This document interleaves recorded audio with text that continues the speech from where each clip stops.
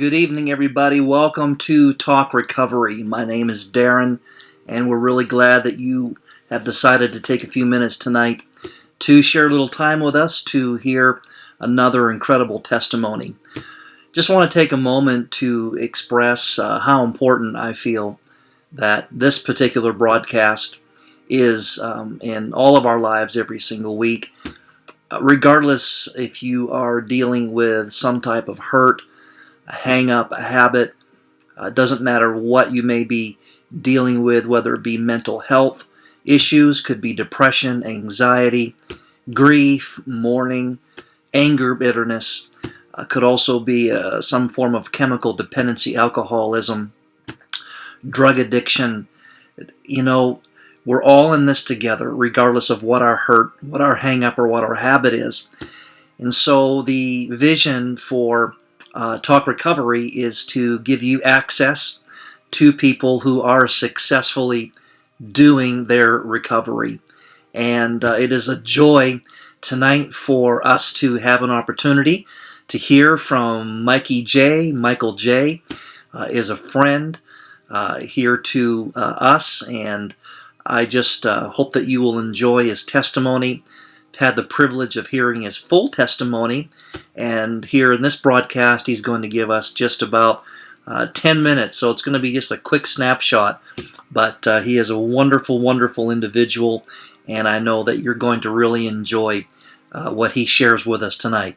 So without any further ado, welcome Michael J. Hello everybody, my name is Mike. I was born with a high fever and it burned the nerves in my ears, and I would need the help of hearing aids for the rest of my life. For the first couple of years I went to school with everybody wore hearing aids, so it was a normal for me. But in second grade they transferred me to a normal school where nobody had hearing aids, and I remember that first day when I went, I just felt out of place because I was the only one with hearing aids. So immediately I was felt different than everybody else and felt kind of alone a little bit, and had low self-esteem through the years in school. And and I would just lash out by picking on people that I didn't understand, and I would fight a lot, and I lied tremendously just to try to fit in, and so that would lead to when I got to grades, junior high, I was picked on a lot. It seemed like the tables turned at that time, and it just made me feel worthless, powerless, because I couldn't fight back. I was smaller and definitely didn't have the mean temperament that they did. That I just felt bullied. I mean, that's what you call it today, but back then it was just, how it was. And so the way I felt about everything just felt deeper into not being able to be myself. And so when right after junior high, just before freshman year in high school, I met somebody and he introduced me to drugs and alcohol. And I had a whole new set of friends in that area, and I felt accepted. I didn't feel like I was an outcast, or I didn't feel alone. I was a part of something, and it was kind of cool. It was fun, for a while. And, but, I just got, as time went on, I got meaner and just wanted everything to be done my way, and so it was kind of like the my way or the highway attitude. And I started breaking the law, and was in and out of jail for 15 years, and got into where I physically abused my ex-wife. I got married after school and had a couple of kids, but I was just abusive. And it's just a lot of hatred going on inside of me and resentments and all those years, everything had built up without even knowing it. So I was just in a bad place in my life. I thought things were good. I didn't think I had a problem, but I did. And then one night, I went to a Christmas party back in 2005, and I thought at that time, and I was already divorced at this time, and I was going to prove to everybody by going that I wasn't the alcoholic that they say I am, and that's in my mind. And so I went to the party, and I thought, well, one beer can't be that much, and it was just one too many. And so when I showed up to work the next day, my boss called me into the office and told me everything that I did. I couldn't believe my ears.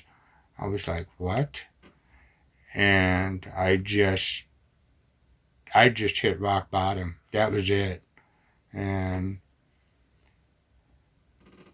that day forward, for a couple of months, I just didn't want to be a part of anything. And I would just go to work, go home. I didn't get fired from that job, but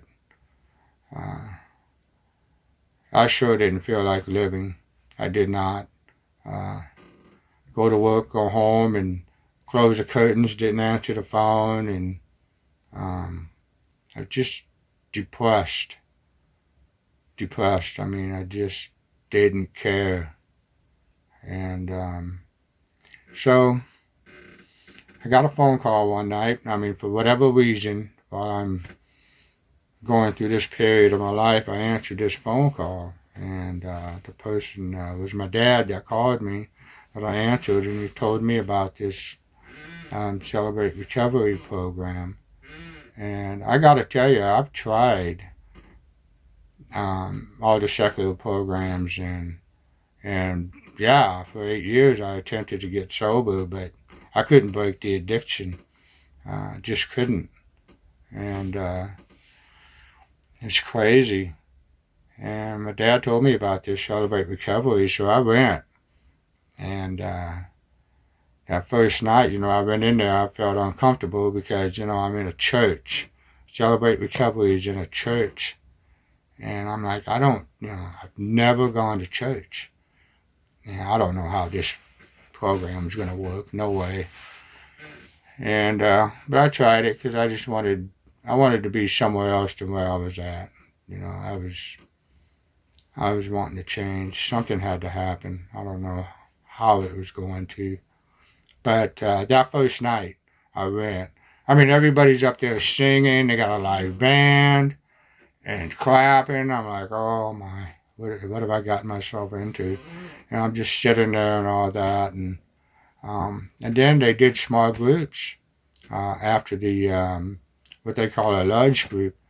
And they had small groups, and the guys were going into the room as just men.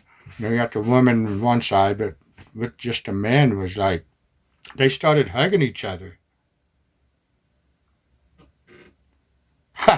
Yeah, well, homie, don't play that. No, we ain't doing no hugging, and that ain't gonna happen. So, but anyhow, I sat through the small group, and then they had a little Solid Rock Cafe afterwards where you can just kind of talk to people and have a few snacks and drinks. And I tell you, there was something different about that place. And I don't know. I mean, these people, they accepted me right where I was at. They didn't judge me. They didn't try to tell me what I needed to do or anything. They just, well, I didn't know it at the time, but they were just loving on me. And so I knew this for sure, that I was going to go back. So I ended up staying, and and I got plugged in. These people made me feel wonderful, and I felt loved, and I started to learn a little bit of something. And I just know that I thought, you know what, I'm just going to start changing my negative attitude to positive, because that's all I had. And it would do 24/7 just to do the positive thinking part. And it was a lot of work. It was a lot of work, but it was a start. And you know what? A month and a half later I went to church and gave my life to Christ, and things were just, I was just living in freedom, you know. I'd been set free from drugs and alcohol that day. I knew that the next day when I woke up, my life was different. And I continue to go. And I've been doing this for 15 years now. And what a place to be. And to say this today, when I introduce myself, I say I'm a grateful believer in Jesus Christ, because he's my first identity. I do struggle with drugs and alcohol. And you can call me, my name is Mikey J. So, anyway, there's hope. There's hope somewhere for all of us, no matter where you go. Whether it's AA, NA, whatever works for you, just get plugged in, get with the right people, and if you have a willingness to change, it'll happen. It'll happen. But this is how it worked for me, and I'm thankful to be where I'm at. So, thank you for letting me share. Thanks, Michael. That was absolutely incredible. Wow, your testimony is an inspiration to so many. And, would you take a few moments this evening just to share with us, what are three things that you would attribute your successful recovery to?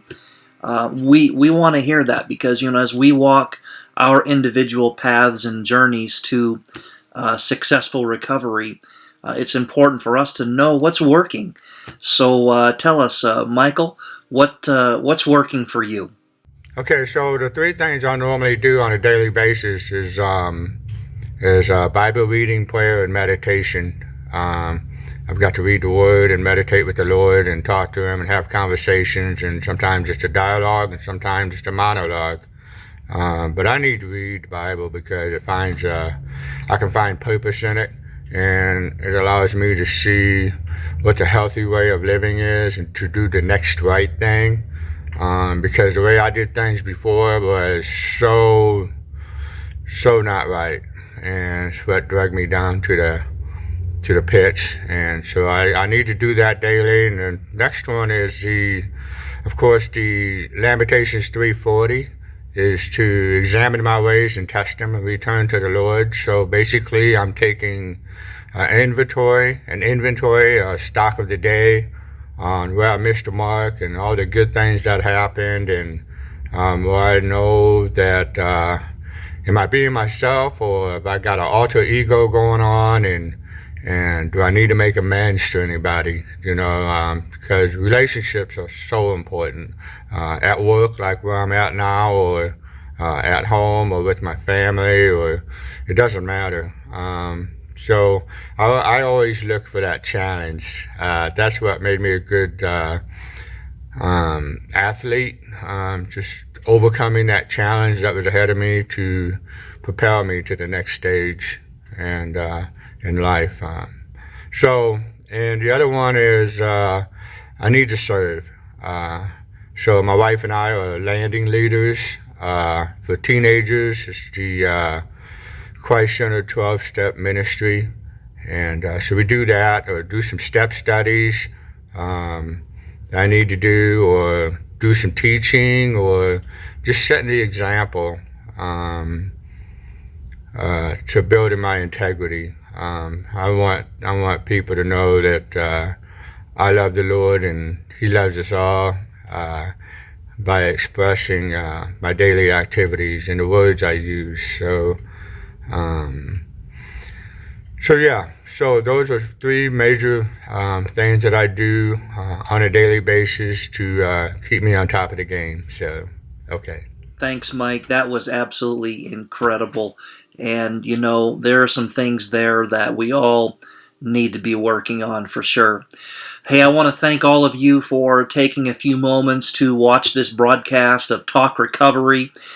We hope that you will join us again. We do this for Tuesday evenings at 6 o'clock is the broadcast release time.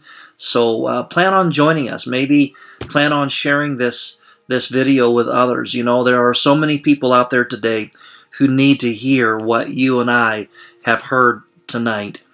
And, it doesn't matter what a person may be going through. It doesn't matter what their hurt, what their hang up, or what their habit.